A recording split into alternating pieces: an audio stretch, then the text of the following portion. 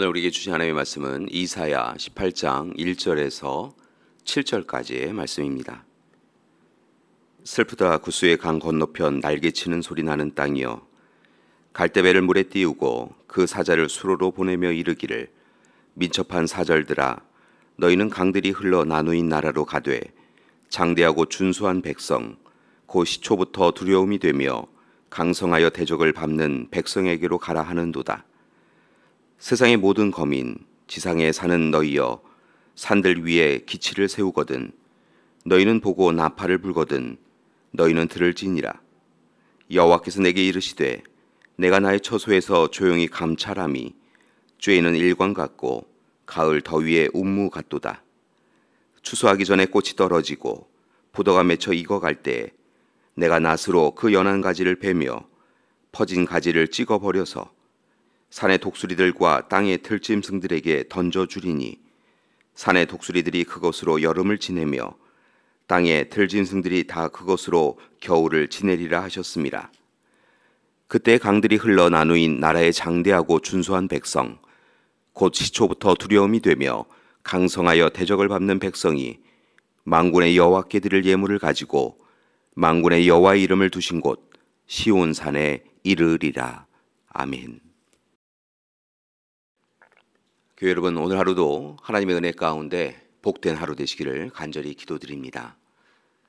오늘 말씀에 나오는 구스라고 하는 나라는 애굽 남쪽에 위치한 나라였습니다. 현재 수단, 이디오피아, 소말리아 지역에 광범위하게 있었던 그런 나라였습니다. 고대 구스는 지중해와 근동과 아프리카 문명의 교류가 이루어지는 중심지였고, 그로 인하여서 구스는 당시 매우 강대하고 강력한 국가를 이루었습니다. 북방에서 일어난 아수르가 수리아를 멸망시키고 남유다를 침공하는 것을 본 구스는 커다란 위기감을 느낍니다. 왜냐하면 만일 남유다가 정복당하면 그 다음에는 여지없이 자신들이 직접적인 위협을 받게 될 것이다라고 생각하였기 때문이었습니다. 그래서 오늘 말씀을 보면 구스 사람들은 2절에 보듯 사자들을 갈대배에 태워서 나일강을 따라 유다 땅으로 보냅니다. 아마도 유다 사람들과 연합하여 아수르에 대항하자고 한 것으로 보입니다. 이처럼 구스인들은 연합하자고 제안하였지만 실상은 자신들의 세력에 유다를 귀속시키고자 하는 속셈이 있었습니다.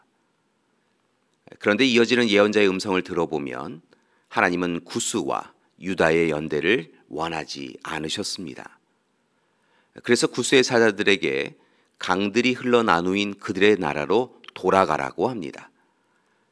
이것은 당시 구스의 힘이 아수르만 못해서가 아닙니다. 구스는 강성하여 대적을 밟는 백성들이었습니다. 근처에 위치하였던 강력한 국가인 애국과도 힘을 겨룰 수 있는 그런 나라였습니다. 그런데 하나님은 그들에게 그저 돌아가라 라고 이야기하십니다. 그리고 이제 유다를 향하여서 한정적인 침묵을 행하셨던 하나님은 때가 이르자 신속하게 말씀하시고 또한 행동하셨습니다. 그것은 바로 하나님께서 친히 아수르를 치신 것입니다. 말씀을 보면 하나님은 밝은 빛과 밤의 이슬과 같은 구름으로 유다를 도우셨습니다.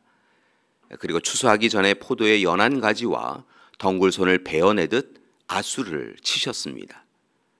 그렇게 아수르는 정말 놀랍게도 너무도 급작스럽게 멸망합니다. 그리고 아수르는 독수리와 맹수들의 먹이가 되었습니다. 그리고 이제 이사야 18장은 초반에 동맹을 위하여 온 구스의 사자들이 다시 유다 땅에 찾아와서 만군의 하나님께 영광을 돌렸다라고 이야기하면서 끝이 납니다. 하나님을 경홀하게 여겼던 그들이 이제 정말 진심으로 하나님께 찬양합니다.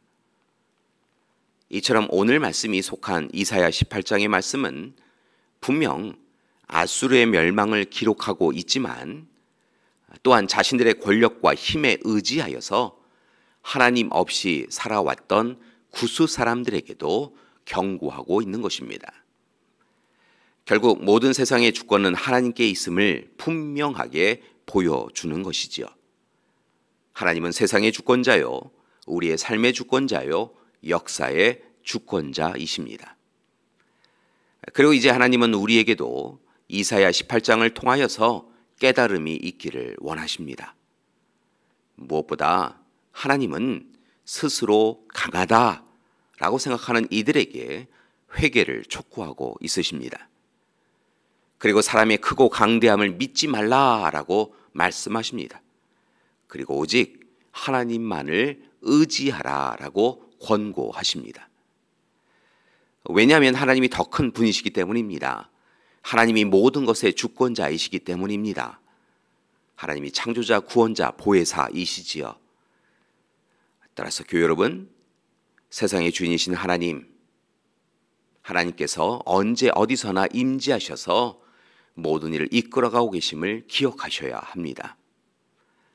특별히 마땅히 구원할 것은 구하시되 멸할 것은 멸하시는 것, 그것도 완전하게 멸하시는 것을 기억하셔야 합니다. 아수르 군대 18만 5천 명을 몰살하신 것처럼 강하고 큰 것을 무너뜨리십니다. 따라서 이제 우리는 오직 하나님을 바라보며 나아가야 합니다. 교회 여러분, 하나님을 더욱더 의지하며 살아가셔야 합니다. 세상의 권력과 힘을 의지하지 마시고 하나님의 뜻 실천하며 하나님을 의지하며 사셔야 합니다. 하나님 앞에 힘써서 기도하셔야 합니다. 그때 하나님께서 우리의 기도를 들으시고 우리 모두를 구원하여 주실 것입니다. 교회 여러분, 때로 하나님이 침묵하셔도, 너무 오랜 시간 침묵하신다 생각하셔도 걱정하지 마십시오. 하나님은 때로 침묵을 통하여서도 우리에게 더 많은 이야기를 크게 말씀하시고 계시기 때문입니다. 그리고 우리가 인내하며 기다리면 이제 곧 하나님께서 하나님의 침묵을 깨시고 우리에게 찾아와 말씀하여 주시고 도와주실 것입니다. 아버지로부터 활쏘기를 배우는 아들이 있었다고 합니다. 아들은 웬만한 힘으로는 시위를 당기기는커녕 들기조차 힘든 활을 잡고 애를 쓰고 있었습니다. 그것이 쉽지 않았기 때문인 것이지요. 그 모습을 본 아버지는 아들의 뒤에서 다시 시작해보자 라고 이야기하며 활과 시위를 함께 붙잡고 자상하게 가르쳐 줍니다. 애야, 먼저 왼손으로 활을 잡고 오른손은 시위를 꼭 쥔 다음에 힘껏 뒤로 당겼다가 그저 슬쩍 놓으면 된다. 아들은 아버지가 이야기하여 준 것처럼 시위를 힘껏 당겼다가 놓았습니다. 화살은 순식간에 날아갔고 관역에 명중하였습니다. 그 모습을 보고 아들은 으쓱하였습니다.